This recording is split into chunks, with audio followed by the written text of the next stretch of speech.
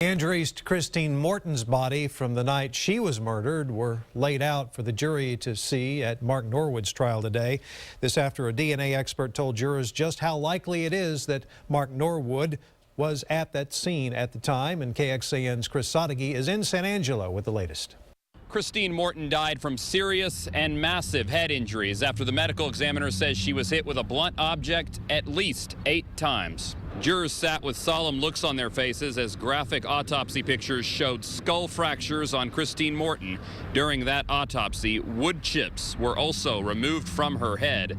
Some members of the Morton family chose to skip that testimony, but earlier in the day, a DNA analyst said the all-important blue bandana contained Christine Morton's blood and a DNA profile matching Mark Norwood's. The probability of the DNA belonging to anyone else were estimated at 1 in 662 trillion. By rule, Michael Morton hasn't been in the courtroom since Tuesday when he testified. It was the first time he and Norwood had been in the same room.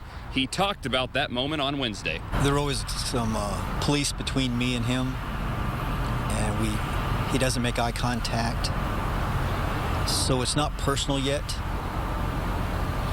I'm still working through that, but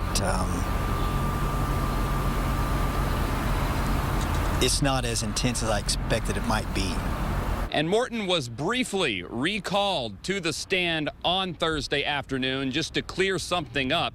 There was a picture early on in testimony that showed a blue bandana inside the room. He testified that blue bandana belonged to his sister-in-law and was not the same blue bandana that contained the DNA.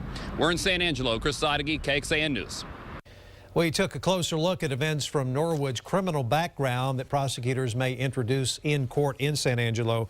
Norwood has been indicted for the 1988 murder of Deborah Baker in Austin. Prosecutors say it happened during a burglary. Court documents show that prosecutors warned the defense that they could bring up a 1990 case where Norwood is believed to have attempted to kill a woman after he broke into her Travis County home. The same document also lists a 1980 homicide in Tennessee as possibly being linked to Mark Norwood.